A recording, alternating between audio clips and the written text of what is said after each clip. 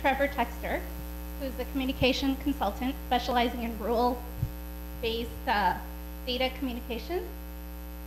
He's backed by over a decade of experience in rural area networks, in geographically operational diverse environments, such as the United Kingdom, Africa, the Alberta oil sands, and numerous points along the Rocky Mountains. And I'm going to pass it over to Trevor.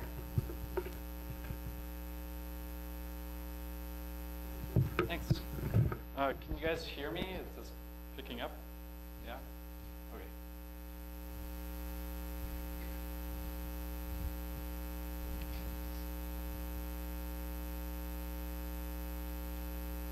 Welcome, everyone.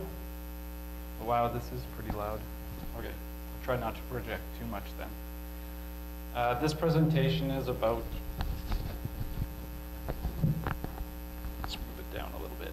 Okay, this presentation is about understanding broadband internet.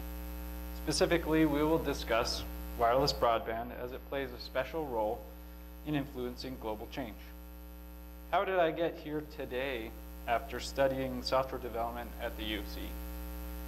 I think ultimately I like to contribute in a big way. Specifically, I like understanding the world and helping others to understand the world. So I wandered around oil and gas corporate life a little unfulfilled. Eventually I found this networking thing, and it was not the IT technology that interested me, but the seemingly horrendous dysfunction of it all. Specifically, these problems are most obvious in rural areas. To put it in context, imagine if you're in northeastern BC, traveling on ice roads with no cell service. Maybe there is a hunting lodge with exceptionally bad cell service, or satellite internet service, but driving there would take 4 hours. That's the kind of situation that led me down this path. The company I work for wanted to develop the Horn River Basin in northeastern BC. To start with, the client's expectations were completely out of touch with reality. They wanted high-speed broadband internet service within the month. To put this request in context, they were, at the same time, having to build the roads to reach some of these areas. With no ground infrastructure available, there were no services other than satellite. Due to the physics of geosynchronous satellite, it multipassed heavily in northern areas. In layman's terms, it's horrifyingly bad, worse than dial-up internet. So we thought outside our little box and built a 200-kilometer extension through unsettled wilderness to the Alberta SuperNet. Believe it or not, that was cheaper than using an equivalent quality satellite service, if one had actually been available. We notified the client that it would take 2 years to build, and the client complained bitterly about satellite and frequently told us it was taking too long. Well, we did it, and on time as well. To put it in perspective, they now had phone and internet service. Imagine not having these services. This situation intrigued me. How can consumer expectations be so out of line with what is happening in the telecom sector? What is actually going on in the telecom industry? As I looked closer, I found similar problems in urban areas. However, the symptom manifestation is magnitude smaller, such that you have to know what you're looking for. Well, today I'm going to take you through what I've learned, and I even have some ideas for change.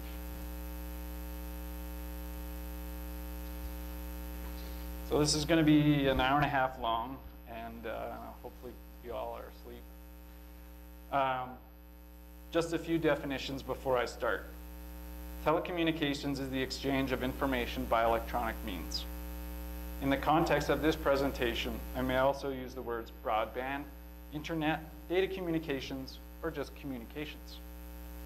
Some of these words differ slightly in meaning. However, for our purposes, we'll treat them to all mean the same thing. The main goal of the presentation is to understand what broadband is, how it impacts humanity, the economic realities of broadband development, and how broadband development can be promoted. Through exploring this topic, you will learn how broadband development affects cell phone plan costs, and why broadband is critical to our way of life.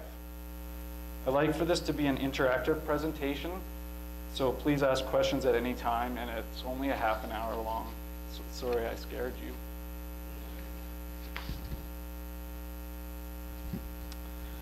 There's a huge shift in our economy right now, and the theme of that shift is sharing.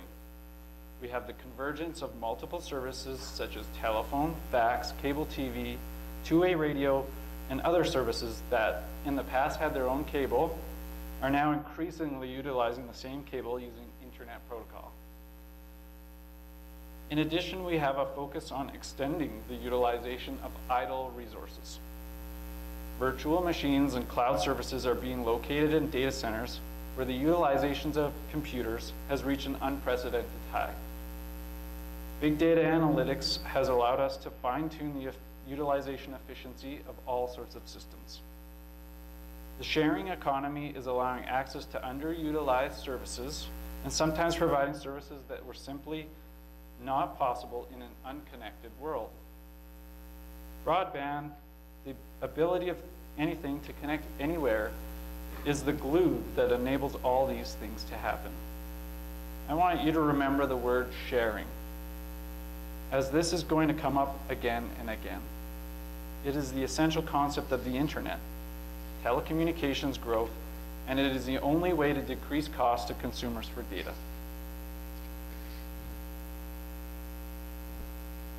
Another theme brought about by technology change is contribution. More than ever before, everyone's opinion matters.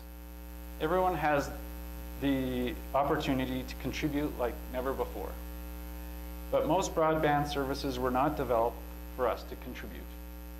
We're supposed to be consumers. The assumption is that we should be consuming and rarely or never contributing. This is the cable TV model. Have you ever noticed that internet services and mobile internet services have a large download speed and a very poor upload speed? Cloud, voice, and video services imply contribution, and these services require a good upload speed. So there needs to be a shift here as well. Keep contribution in mind as I continue the talk.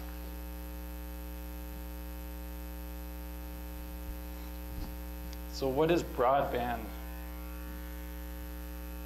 It is the basic level of service required to realize economic prosperity.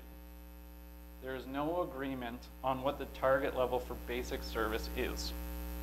Akamai is a content delivery network and is the world's largest, responsible for serving between 50 and 30% of all web traffic.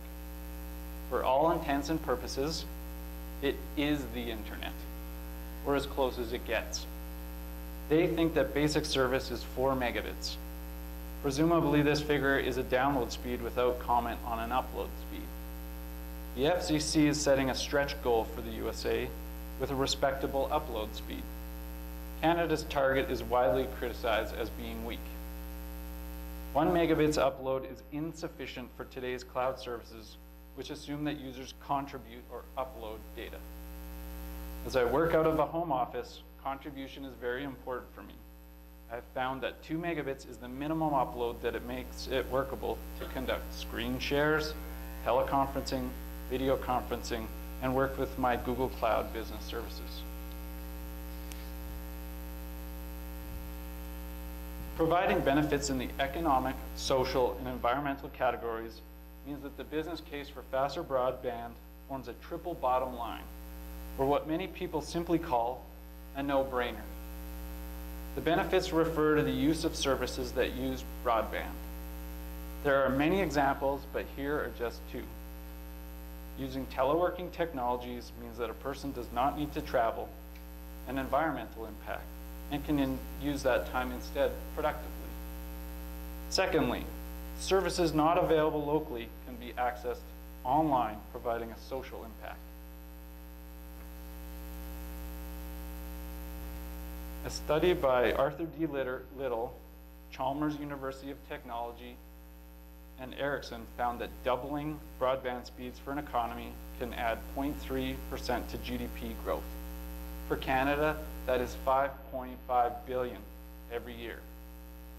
Canada's digital strategy, called Digital Canada 150, provides $350 million in funding to support broadband development in underserved areas with less than 3 megabits available. The United Nations recognizes all the benefits that broadband can enable and created a Broadband Commission. The Commission tracks the provision of such programs by governments as a key indicator for broadband support. I would like to read you a quote from the UN Broadband Commission. They introduced their State of Broadband report with the following: high-speed, affordable broadband connectivity to the internet is a foundation stone of modern society, offering widely recognized economic and social benefits.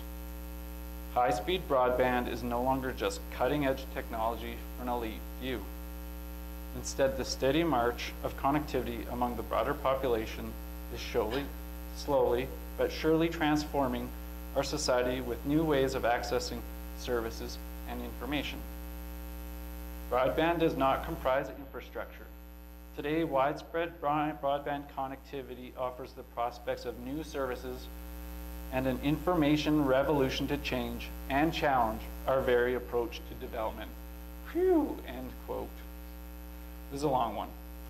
As you may know from the news, social media was central in pro-democracy movements in many countries, most notably Iran and Egypt.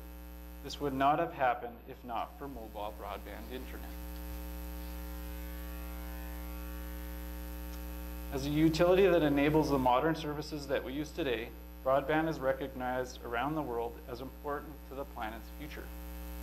Broadband is becoming an essential service, and many consider it a utility, such as gas or electricity. Imagine buying a house and you can't get an internet connection. This still happens in Canada, and in fact, it even happens in Calgary. Governments may not always classify it as a utility, as there are regulatory ramifications to officially labeling it as such. But there is wide agreement that it is necessary and critical infrastructure. This was what was said about the railroads in the 1800s. The world grew smaller. It caused surging trade via enabling mail order merchants. It created an outlet for products. It improved public discourse. Communities grew around the rails.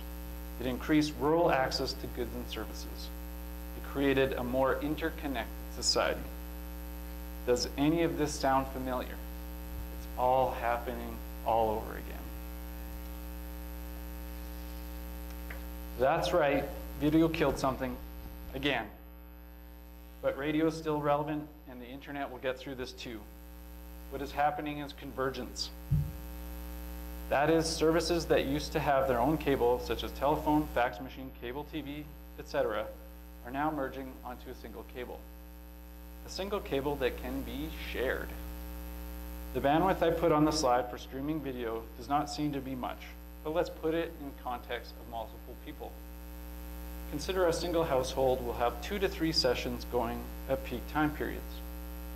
Consider, and I've mentioned upload rates several times. Think of those in terms of multiple sessions as well. So if a household needs to video conference, which runs best with a 2 megabits upload, then double that for 2 simultaneous video sessions.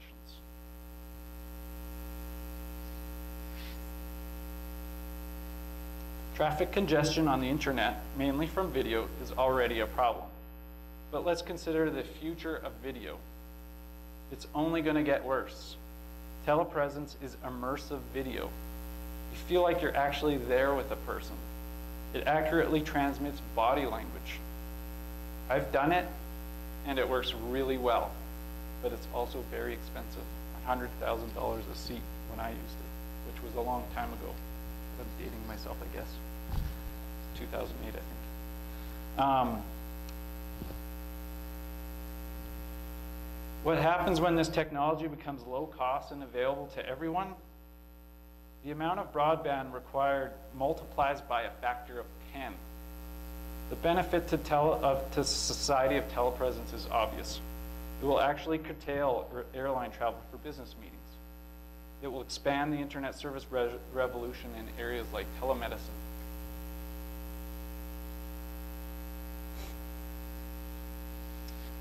So as we acknowledge the seemingly endless need for more bandwidth, let's touch on net neutrality. Let me say this is essentially an issue caused by what is, at present, a limited resource. There would be no need to prioritize anything if there was enough bandwidth for everything. Think of yourself on a highway in rush hour. An ambulance has its lights on and is trying to get through. Should the ambulance have priority? Most people would say yes, except for the crazy people. And it is the same with bandwidth. So clearly there are some things that need to be prioritized for valid reasons. But take this same highway, and what if there was never any traffic congestion? An ambulance wouldn't need any priority. Suddenly the problem goes away. So what people really want is so much bandwidth that there is never a problem. And the reality is that this is possible, both technically and economically. To do this, though, there needs to be a fertile soil for encouraging bandwidth growth. I bet it wouldn't surprise you to know that this fertile soil does not exist in many places. What I'm basically talking about is business models, and specifically an open access model, which I'll discuss in more depth later.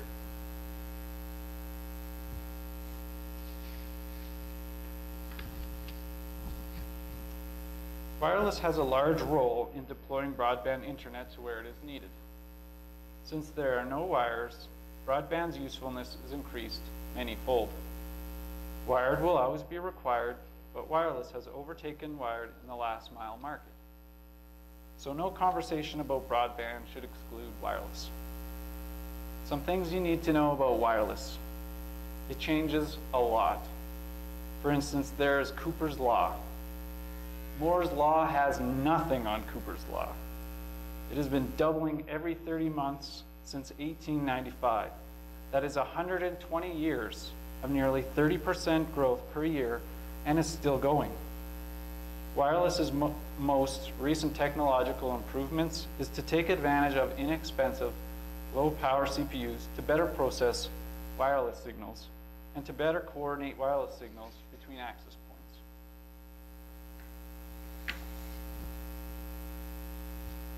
Let's take a moment to spend some time on what wireless really is and what it means, since there are certain limits with wireless dictated simply by physics. And I'll try to keep this light. I could get really detailed if you want, so just ask.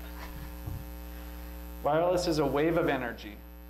Information is riding on these waves, and ultimately the wave needs to stay intact enough so that it can be read at the other end. Therefore, we are making sure a certain minimum level of energy is received at the other end. The amount of energy that can be transmitted is regulated by Industry Canada. Otherwise, we would cook ourselves. Some things to be aware of with wireless bandwidth. The amount of energy a device is receiving determines the packet error rate, which then in turn determines the sustainable bandwidth the device receives. Has anyone ever received anywhere near 54 megabits of throughput from an 802.11 access point? It is simply not possible. It's great for marketing. But what this amounts to is that the closer to the AP the device is, the more bandwidth the device will receive. And I need to also mention frequency, also called spectrum. The frequency used places limits on range and bandwidth. What all this means is that if we want more bandwidth from wireless, we can wait a long time for Cooper's Law to catch up, or we'll need to build more cell sites. Of course, what is happening is both. Either way, it means more infrastructure. I'm going to come back to this topic. Just remember, we need more wireless infrastructure, a lot more. I want to address the question of what makes up the cost to supply broadband. Starting at the bottom, we need passive infrastructure components. These are mainly civil works like towers, ducts, cable such as fiber, buildings to house switching equipment, etc. These are the brick and mortar building blocks, and they cost a lot.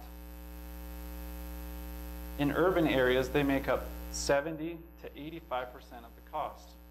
In rural areas, that cost jumps to 80 to 95%. This is the reason why Canada has broadband funding for rural areas. Passive components last a long time, with an economic life similar to a house.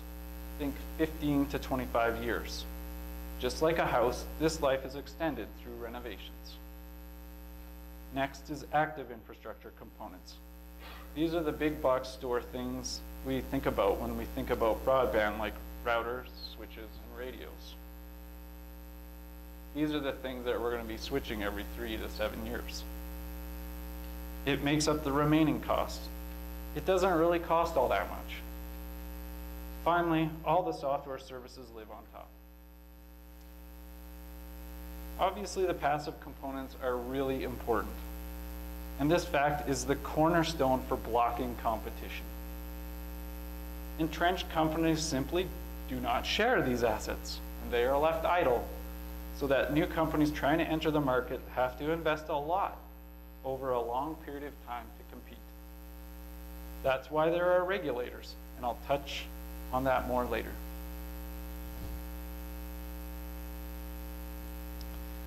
The critical components for the present world's demand of copious bandwidth is towers for wireless and conduit and fiber for wired.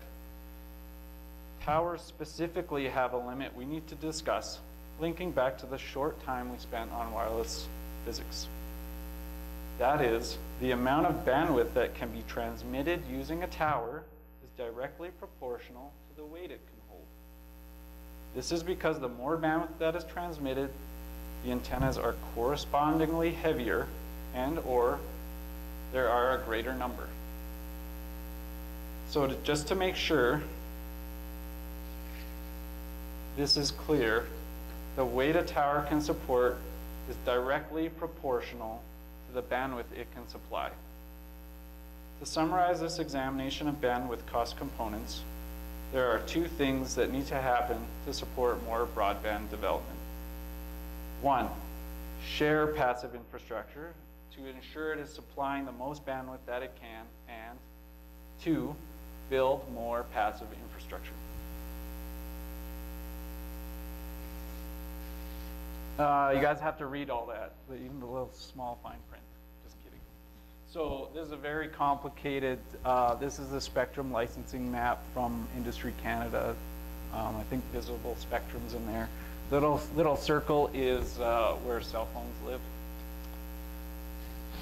I want to touch on this subject briefly because spectrum auctions and the big money they bring in for the government are frequently in the news. There is only a small amount of spectrum real estate that makes sense for mobile services because of physics. Licensing means that a company has exclusive use of that spectrum, blocking competition. Is there any wonder why it generates so much revenue? But is there a need for spectrum licensing? In the 20th century, the practice did prevent interference. But with newer radio technologies, the technology itself prevents interference, making spectrum licensing increasingly an outdated concept. One person was quoted as saying, it's like licensing color, like no one will ever be able to use red again. Having said that, there are some older systems that don't have this new capability, so we can't do away with licensing completely. Industry Canada could focus just on converting the mobile service spectrum to be license exempt. Then consumers would win big. And in fact, I think the FCC is starting to do that. An open access network business model, or OAN, creates a level playing field to promote competition by splitting passive and active component ownership.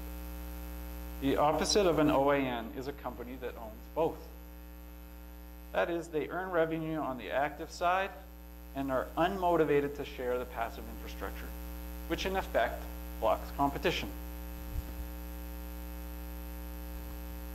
With an OAN model, when a company owns just the passive side, That company acts more like a real estate company that owns an apartment building. The company is in the business of leasing out as much space as it can. That's how it makes money. Its clients are the active infrastructure companies. This promotes competition, which in turn applies pressure to lower consumer prices. The large cost of passive infrastructure is shared by many tenants. It's a win-win-win. For the telecom companies, it lowers costs. The community benefits from more services. And Canada as a whole benefits by lowering the cost of utility, which promotes business growth. Canada has implemented a small fraction of an OAN model in that it has unbundled cable, called local loop unbundling, which means that the cable to dwellings can be used by any telecom company.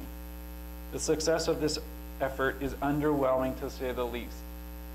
How many companies can we rent the Shaw cable and get different internet services?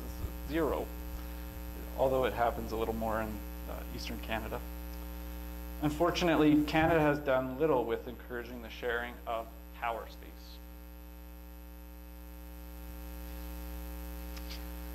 The UN Broadband Commission has estimated the savings that can be achieved through increasing levels of sharing. In a traditional open access network, the sharing is split at the passive component level, which would include the site sharing and infrastructure sharing categories, which are the first 2 rows in this table. The Commission goes beyond a traditional OAN sharing model, with sharing also occurring among the active components, which are the last 3 rows in this table. And you need to memorize this. Zoink. Test later. The UN Broadband Commission that's what I get for making jokes. It was very difficult to find data about how well towers are shared in Canada. Tower companies called towercos own wireless infrastructure for the purpose of renting it out. Ownership of towers by towercos supplies a barometer for measuring OAN model adoption. Towercos are not well known in Canada because they own less than 5% of towers in Canada. And to answer your question, Steve, SBA Canada is in Canada, and they're one of the 3 major towercos in the world. But again, they own very little. But they are certainly busy elsewhere, already owning 2/3 of the world's 3 million towers. India has 66% towerco penetration.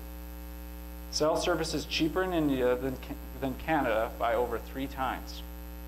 Likely there are a lot of other things going on besides infrastructure sharing, but it highlights enough of a difference that it is reasonable to assume that infrastructure sharing accounts for some of the difference. This exercise was interesting since it was really difficult to find information on this for Canada. I bet that wouldn't surprise anybody here. It is hard to manage or improve something if it is not measured.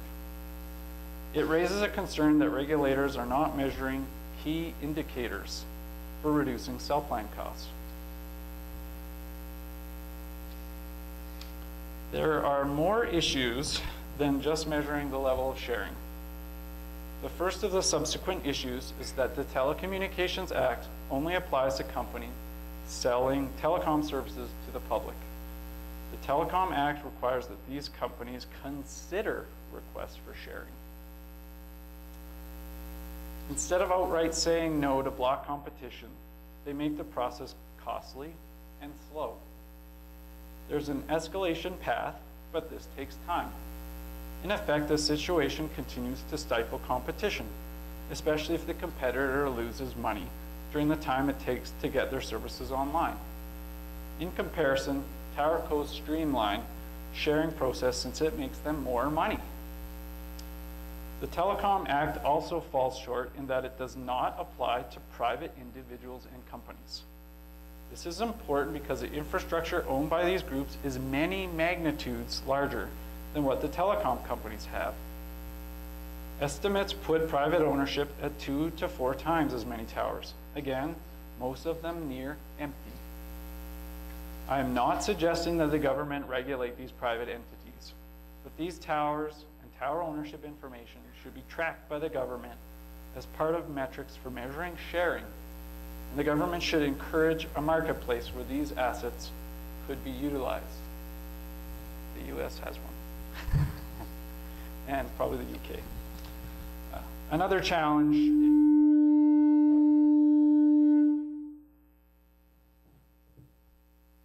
Not sure what did that. Okay, sorry. Another challenge is that CRTC and Industry Canada each manage a part of the puzzle, which complicates matters. Gray areas between departments are used as a finger-pointing mechanism, which in effect means that really nothing ever gets done. And the most concerning thing I've noticed is that wireless infrastructure sharing, what would make the most impactful and visible impact to consumers, is ignored by the regulatory bodies. CRTC initiated a review of wholesale services and associated policies in 2013, which wrapped up at the end of 2014.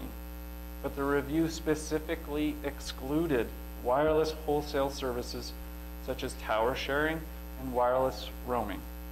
There is yet to be any decisions made from this review.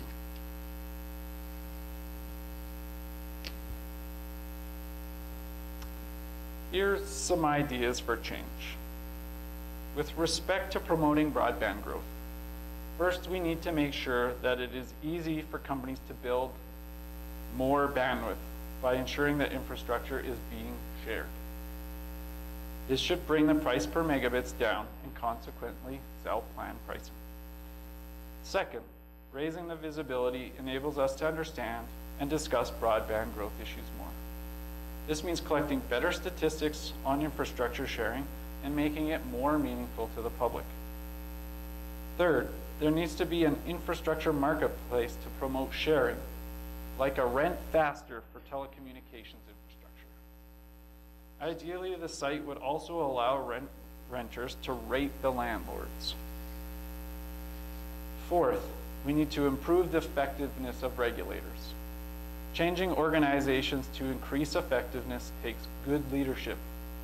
So that means a continued focus on bureaucratic and political leadership accountability. I'm sorry about talking about that right after a federal election. To promote our new world of contribution, consumers need to be educated on how a poor upload rate affects their experience. Prior to upgrading my upload from 1 to 2 megabits, voice and video conferences were poor. My Google Cloud services did not work very well. Clearly, it matters. And as educated consumers, we should demand higher upload rates, specifically from our government in the determination of broadband targets. So that's it. Anybody have any questions?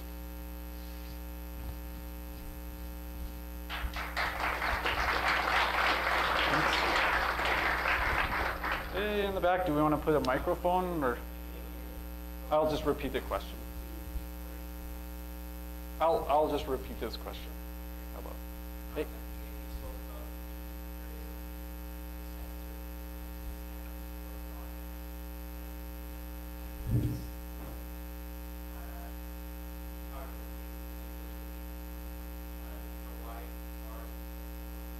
I think they don't want to spend that much money.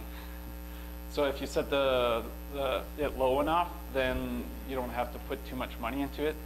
The European Union has several billion in comparison. And that's all the European Union. You think Canada's so large. Well, if you start, now that I've told you guys all about this, you're gonna start driving across Canada and you're gonna see empty, empty, empty telecom infrastructure everywhere. Why isn't it being used? So to answer your question, they got 350 million and they want to stretch that. And what's going to happen, because nobody shares anything, is everyone's going to be still stuck building more stuff that's empty. So I think it's a money thing.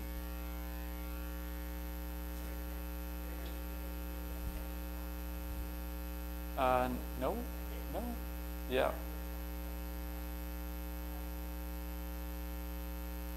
Yeah, covered that, yeah. And the democracy thing, yeah. Sorry, just half an hour.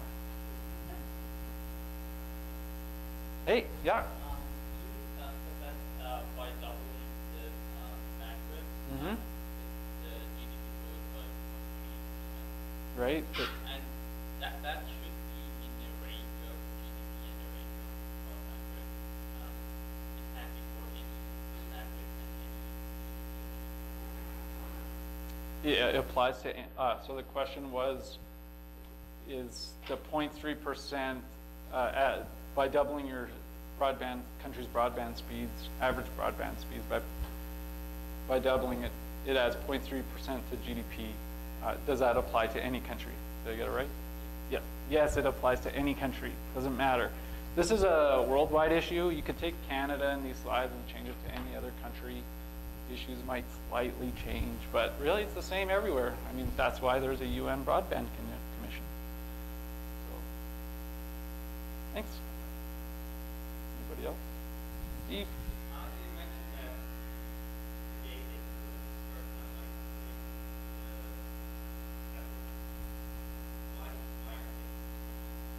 like So the new technology is integrated into 4G, and it definitely 5G will have the no interference technology.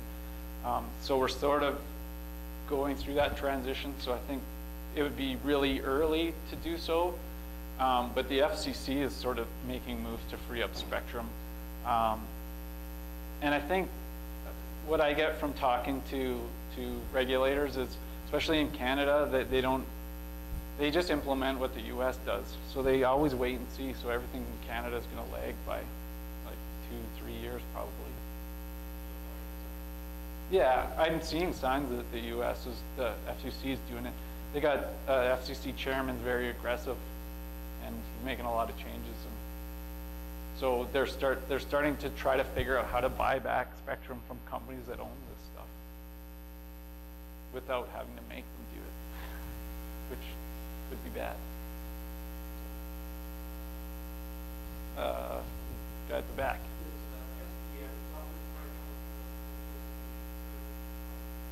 The question was, is SDN software-defined networking answer to any of the problems? SDN would probably be more of an operating mechanism, right? So you're lowering the cost of operations, always helps. It's just not big enough, like the infrastructure problem is. But yeah, definitely a road in the right direction for lowering operating costs. So software-defined networking is basically like automating all your routing and switching sort of controls and pushing parts of it to the cloud. Do I have it right? You probably know more about it than I do, but that's what that is.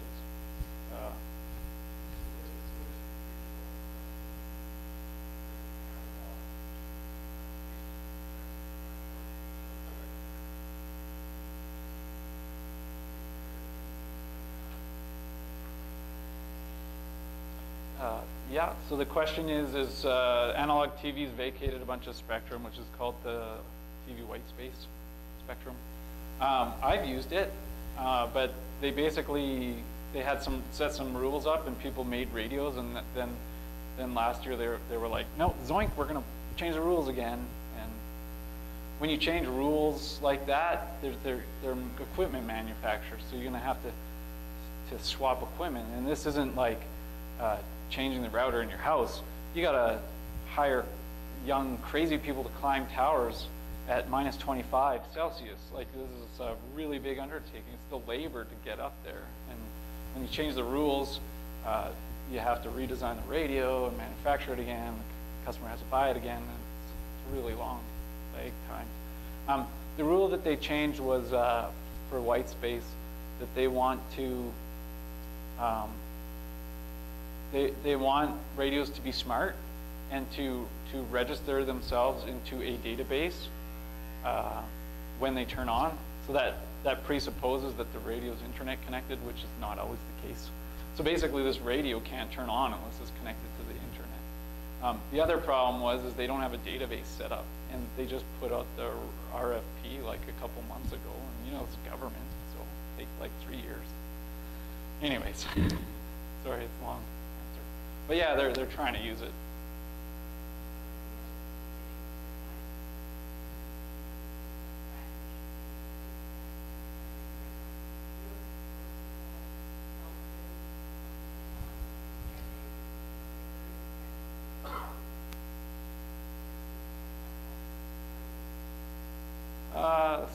So up in the north is a little strange. There's a very exclusive monopoly from Northwest Tel.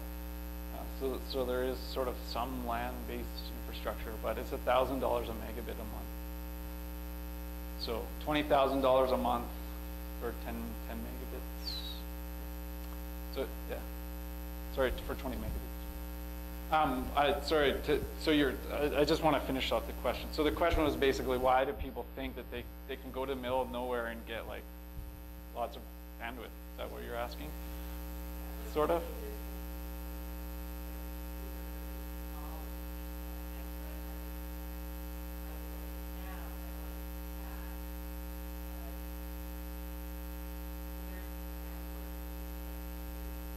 Definitely demand. Like why, in a new subdivision in Calgary, why do you go in?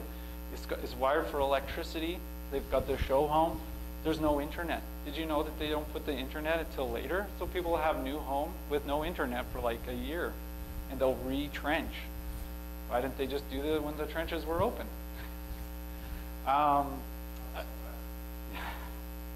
Well, if they put in conduit, so single mode fiber will not. So I didn't bring this up in my talk, but single mode fiber is a very unique thing.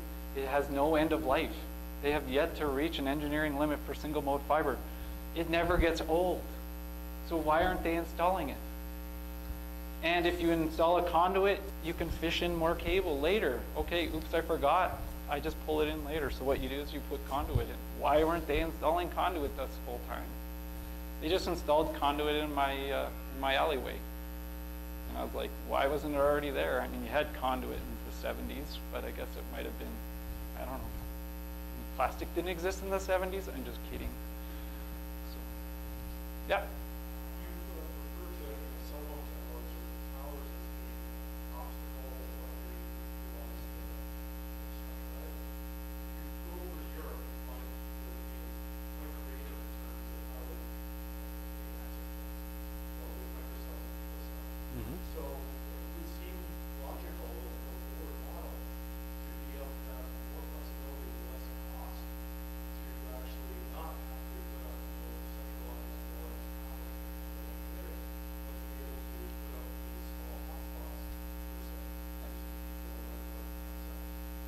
Until you go up a floor.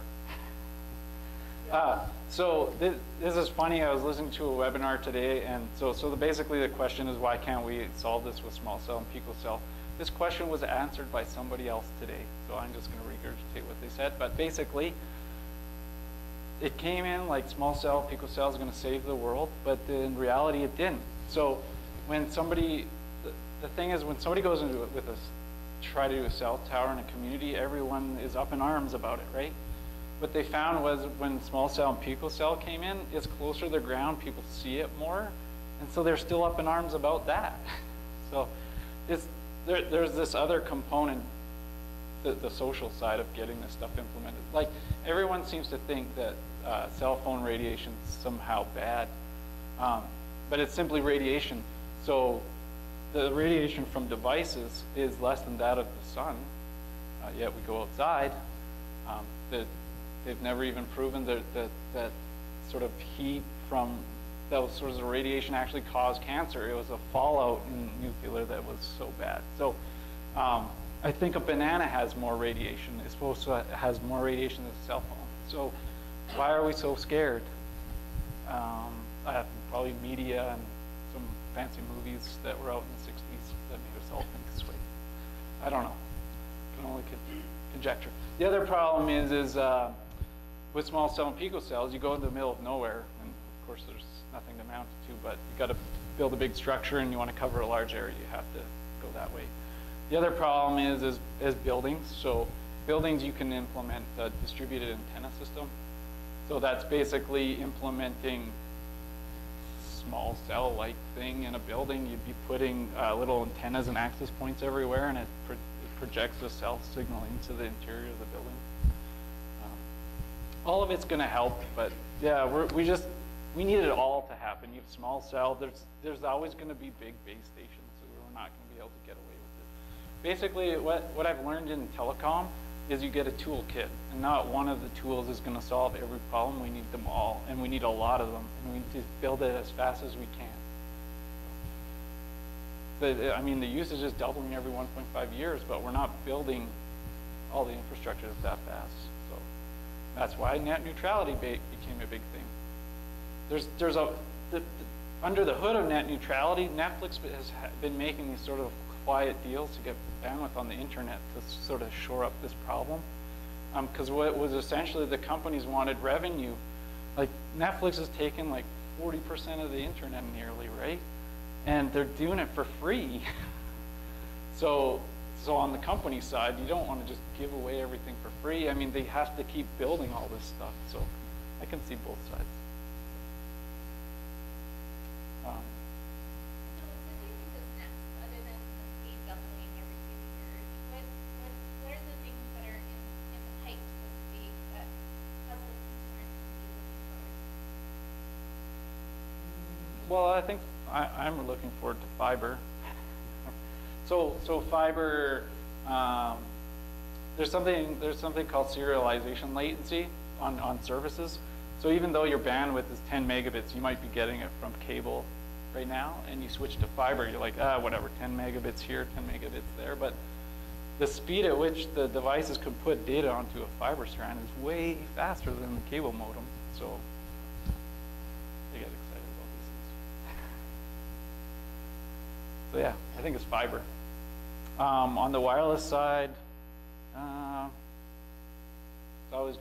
that's always gonna be a problem, and it's always gonna sort of plod along. We got 5G coming. As soon as 5G is done, there'll be 6G, like Cooper's Law.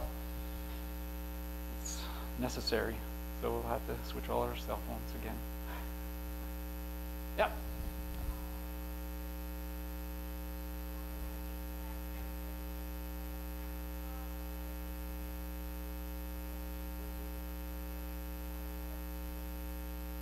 Yeah.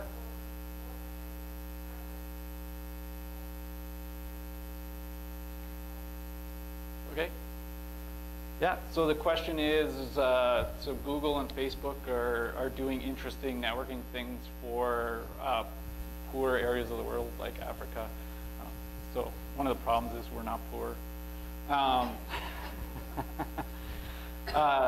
So what Google's doing is they're putting big balloons in the air and trying to make them stable enough and enough power that they'll stay in the air, and then they'll have wireless equipment that will project down. Another thing that's been happening is mid and low Earth orbit satellites. So these are just really smart satellites, and they go in constellations, and you fail over from a satellite as it moves over. What that's doing is geosynchronous satellites 40,000 kilometers in the air, so mid and low Earth orbits down at, I don't know, 20,000 kilometers or whatever. So what you're doing is you're shrinking the latency. So the problem with satellite is latency. So let's go back to latency for a second. What's latency? Well, if I'm moving my house from Calgary to Edmonton, and that distance that takes 3 hours or whatever, that's the latency it takes for me to get from A to B. And if you want me to get into programming, lots of programmers, or no, this is not me getting into it. This is my little rant about programmers and software development that I am. But what they don't look at is the network, and they take little small packets and they packet stuff up on the network in small packets, and then they ship them. It's like trying to move your house with a smart car.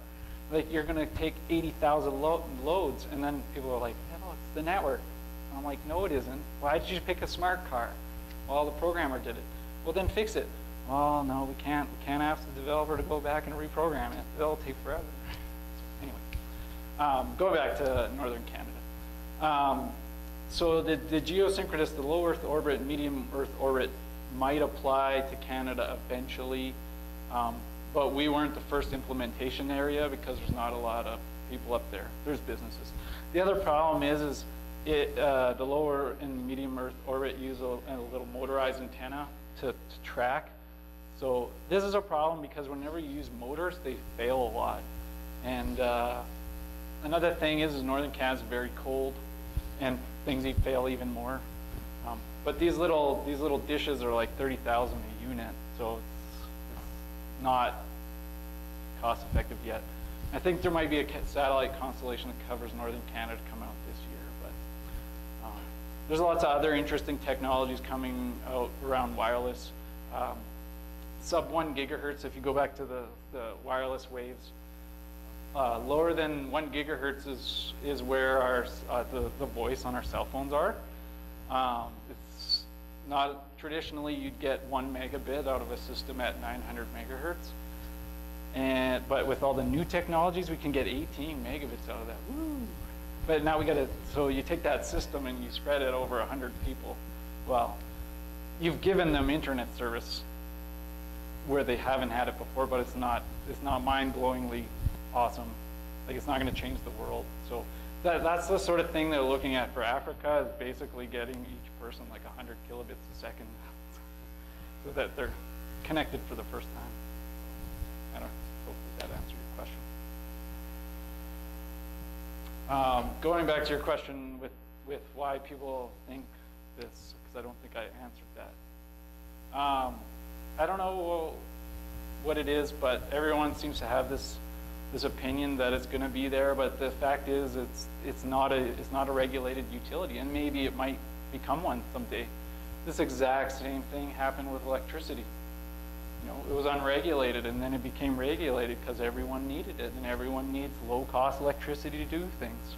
People think this is obvious, but you go to a developing world, and you'll see them going through this, and it's not obvious that electricity is required, because you'll find you'll be walking around with a headlamp because the power will always be out. So, broadband also gave us a smart electrical grid, by the way. And it's the reason why we don't have blackouts. So there's technology that's sort of AI-like that talks about where faults are, and they fault isolate the power grid, or else the whole thing would go down every time a tree fell on it. So, and they use telecommunications links to make them talk. They don't use the existing electrical infrastructure to talk.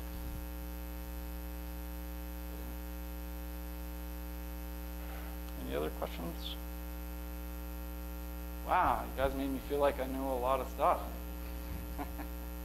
I don't actually do this like specifically for a living. It's sort of like an interest to me. My actual work's a little bit different.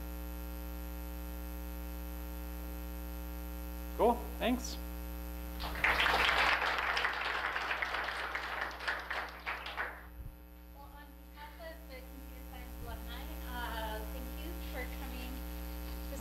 Parting gift. Thank you. So thanks everyone for coming out for this talk.